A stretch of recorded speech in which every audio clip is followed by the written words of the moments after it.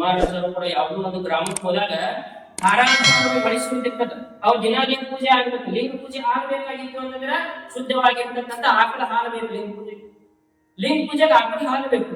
ಅವತ್ತು ನೋಡಿದ್ರೆ ಧಾರಾಕಾರವಾಗಿ ಬೆಳೆ ಯಾವ ಶಿಷ್ಯರು ಹೋಗಿ ಹಾಲು ತರಕ್ಕೆ ಯಾರು ಇಲ್ಲ. ಲಿಂಗ ಪೂಜೆಗೆ ಸಮಯ ಆಗ್ತದೆ.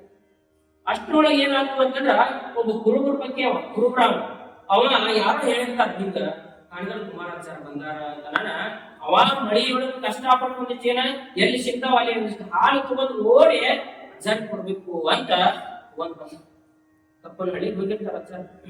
ಆಗ ಲಿಂಗ ಪೂಜೆ ತಗೋಡಿ ಅಂತ ಶಿಷ್ಯರು ಇರ್ತಾರ ನಮ್ಮ ಮಂದಿ. ಆ ಶಿಷ್ಯರಿಗೆ ಹೋಗಿ ಅವ ಕುರುಬ್ರಾವೆಲ್ಲ ತೋರ್ಸ್ಕೊಂಡ್ ಬಂದಿರ್ತಾನೆ. ಹೊಚ್ಕೊಂಡ್ ಬಂದಿರ್ತಾನ, ಹಾಲು ಹಿಡ್ಕೊಂಡ್ ಬಂದಿರ್ತಾನ. ತಗೋರಪ್ಪ ಇದನ್ನ ಅಜ್ಜಾನ್ ಪೂಜೆಗೆ ಆಕಳ ಹಾಲು ಬಳಸ್ತಾರ, ತಗೋರಿ ಅಂತ ಕೊಡಕ್ ಶಿಷ್ಯ ಅಂದ್ರೆ ಸರಿ ಸರಿ ಎಲ್ಲ ಮೇನ್ಯಾಗಿ ನೀರ್ ಬಿದ್ದಾವು ಎಲ್ಲ ಬಿದ್ದಾವು ಅಂತ ಹಾಲ ಲಿಂಗ ಪೂಜಕನ ಲಿಂಗ ಪೂಜೆ ಹಿಡಿಯಾಗ ತಗೊಂಡ್ ನಡಿ ಅನ್ಕೊಳ್ಳೋದು ಏನ್ ಮಾಡಿದ್ರೆ ಒಳಗಿದ್ದ ಕುಮಾರಾಚಾರ್ಯ ಬಂದವ್ರ ಶಿಷ್ಯ ಅಂತ ಅಂತ ಶಿಷ್ಯ ಆಗಿದ್ರು. ಇಂಥ ಧಾರಾಕಾರವಾಗಿ ಬೆಳೆಸಬೇಕಾದ್ರೆ ನಿನಗಷ್ಟು ಶುದ್ಧವಾಗಿರ್ತಕ್ಕಂಥ ಹಾಲು ತರಬೇಕು ಅನ್ನೋದು ನಿನಗಿತ್ತು ಅಂತಂದ್ರ ಬಳಿ ಎಲ್ಲಾರು ಹೋಗಿ ನಿನ್ನ ತರಬೇಕಾಗಿತ್ತು.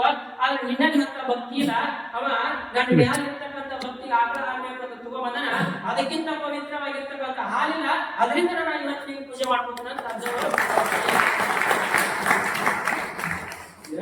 ಎಲ್ಲೇ ಭಕ್ತಿ ಅನ್ನೋದು ಇರುತ್ತೋ ಅಲ್ಲೇ ಯಾವುದು ಕೂಡ ಮಡಿ ಅಂತಕ್ಕಂಥದ್ದು ಇರಂಗಿಲ್ಲ, ಎಂಜಲ ಅಂತಕ್ಕಂಥದ್ದು ಇರಂಗಿಲ್ಲ.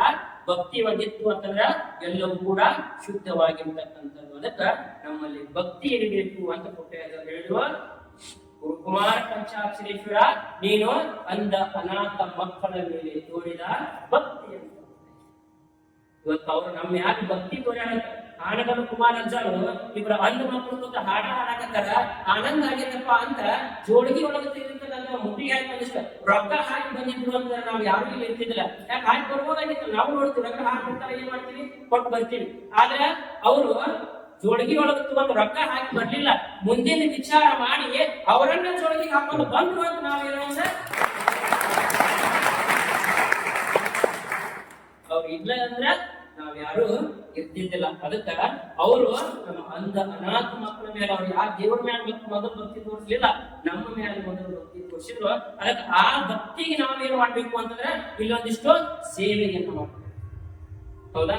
ನಮಗೆ ಲಿಮಿಟೆಡ್ ಸಮಯ 3 ನಿಮಿಷ, ಹೌದಾ? ಲಿಮಿಟೆಡ್ ಸಮಯ ಐತಿ. ಆದ್ರೆ ನಮ್ಮ ಸೇವಾ ಹೇಗಿರ್ಬೇಕು ಅಂದ್ರೆ ಅದು ಅನ್ಲಿಮಿಟೆಡ್ ಆಗಿರ್ತಕ್ಕಂಥ ಸೇವಾ